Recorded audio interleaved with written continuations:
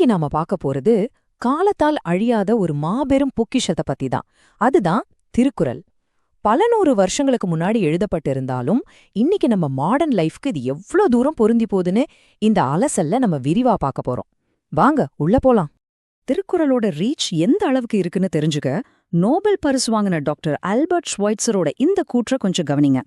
Leo டால்ஸ்டாயில ஆரம்பிச்சு மகாத்மா காந்தி வரைக்கும் உலகத்தோட தலைசிறந்த சிந்தனையாளர்களை எல்லாம் இந்த நூல் எப்படி ஈர்த்திருக்குன்னு இதிலிருந்தே நம்ம புரிஞ்சுக்கலாம். இது தமிழ்நாட்டுக்கு மட்டுமான நூல் இல்லைங்க, ஒட்டுமொத்த உலகத்துக்குமான ஒரு பெரிய கிஃப்ட். சரி, இந்த மாபெரும் படைப்பு பத்தி இன்னும் கொஞ்சம் டீப்பா புரிஞ்சுக்குவோம். முதல்ல குறள்னா என்ன? குறள் அப்படிங்கிற வார்த்தைக்கு ரொம்ப சுருக்கமான செறிவான ஒரு கவிதை அடி அப்படின்னு அர்த்தம். இது கூட திரு அப்படிங்கிற மரியாதைக்குரிய வார்த்தையை சேர்க்கும்போது அது திருக்குறளா மாறுது. வெறும் 7 வார்த்தைகள்ல உலகத்தோட மிகப்பெரிய உண்மைகளையெல்லாம் ரொம்ப கேஷுவலா உடைச்சு சொல்லியிருக்காங்க. அதுதான் இதோட மேஜிக். இதுல இன்னொரு ரொம்ப இன்ட்ரெஸ்டிங்கான விஷயம் என்னன்னா, இந்த நூலோட பிரம்மாண்டம் தான். மொத்தம் 1330 குறள்கள் இதுல இருக்கு.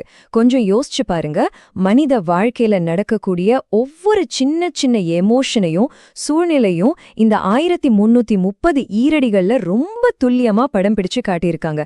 சான்ஸே இல்லல்ல. மனித வாழ்க்கைய ஆசிரியர் எப்படி 3 முக்கியமான தூண்களா பிரிச்சிருக்காருன்னு இதிலிருந்து நம்ம ரொம்ப அழகா தெரிஞ்சுக்கலாம்.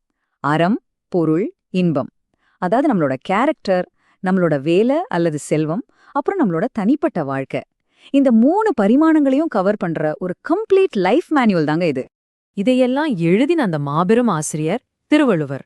ஆனா அவரை பத்தின முழுமையான வரலாறு இன்னைக்கு வரைக்கும் ஒரு பெரிய மிஸ்ட்ரியாவே தான் இருக்கு. அவர் என்ன வேலை செஞ்சாரு, எந்த மதம், அறிஞர்களுக்குள்ள நிறைய விவாதங்கள் போயிட்டு இருக்கு. ஆனா இந்த நூல் எந்த ஒரு குறிப்பிட்ட மதத்தையோ குழுவையோ சாராம ரொம்ப செக்யூலரா ஒட்டுமொத்த மனித குலத்துக்குமான பொதுமறையா அமைஞ்சிருக்கிறது தான் இதோட மிகப்பெரிய சக்சஸ். இப்போ இந்த காலத்தால் அழியாத ஞானத்தை சில சுவாரஸ்யமான கதைகள் மூலமா எப்படி நடைமுறை வாழ்க்கைக்கு கொண்டு வரலான்னு பார்க்கலாம். இப்போ இந்த சூழ்நிலைய கொஞ்சம் இமேஜின் பண்ணி பாருங்க. பசியால வாடி போயிருக்க ஒரு வேடன் காட்டுல இருக்கான். தன்னோட குடும்பத்தோட பசிய போக்க அவன் ஒரு மானஷுட குறி வைக்கிறான். ஆனா திடீர்னு அவனோட கால்ல ஒரு கொடிய பாம்பு ஊர்றத அவன் உணர்றான். அவன் துப்பாக்கில இருக்கிறதோ ஒரே ஒரு தோட்டாதான். கொஞ்சம் நகர்ந்தாலும் பாம்பு கடிச்சிடும். இப்போ அவன் என்ன செய்வான்? அந்த மாதிரி ஒரு பயங்கரமான நெருக்கடியில இறைவனை முழுமையா நம்பி பிரார்த்தனை செஞ்சுட்டு தன் கடமைய செய்ய சொல்லி அவனோட உள் மனசு சொல்லுது. இது திருக்குறளோட முதல் குறளை ரொம்ப சரியா பிரதிபலிக்குது. எழுத்துக்களுக்கு எப்படி ஆ அப்படிங்கிற எழுத்து முதன்மையானதோ அதே மாதிரி இந்த உலகத்தோட எல்லா செயல்களுக்கும் அந்த ஆதி பகவன்தா, அதாவது இறை நம்பிக்கைதான் அடிப்படைங்கிறது இது ரொம்ப அழகா சொல்லுது. அடுத்து நாம பார்க்க போறது 2 வித்தியாசமான மனிதர்களோட ஒப்பீடு. ஒருத்தர் ரகுநாதன், ரொம்பவும் புகழ்பெற்ற ஆனா கொஞ்சம் தலக்கணம் பிடிச்ச ஒரு அறிஞர்.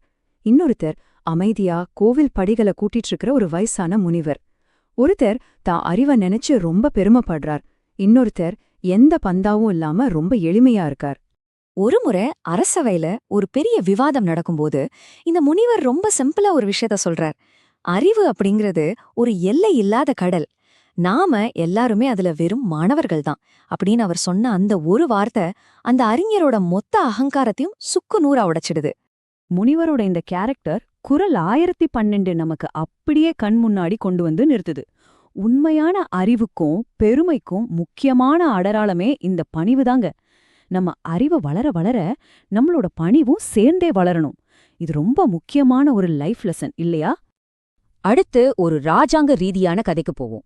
அறிவழகன் அப்படிங்கிற ஒரு ராஜா கிட்ட ஒரு பணக்கார வியாபாரி வந்து ஒரு ஏழை விவசாயி தன் தங்கத்தை திருடிட்டான்னு கம்ப்ளைண்ட் பண்றார்.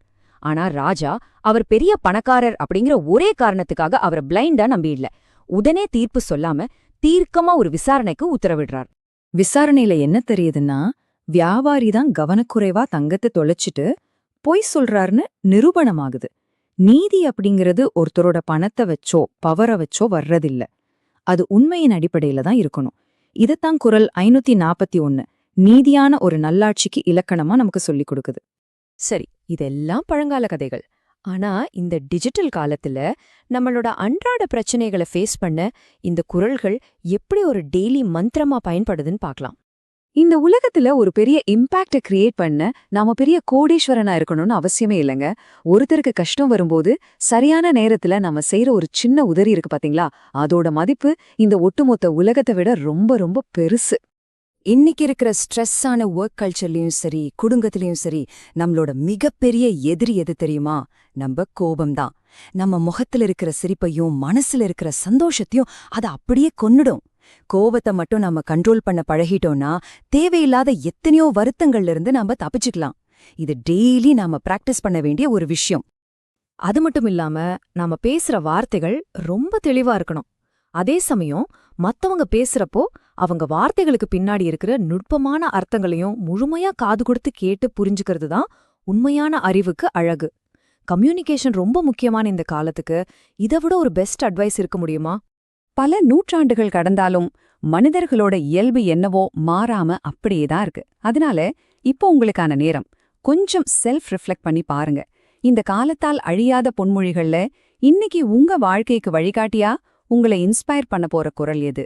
கொஞ்சம் யோசிச்சு பாருங்க.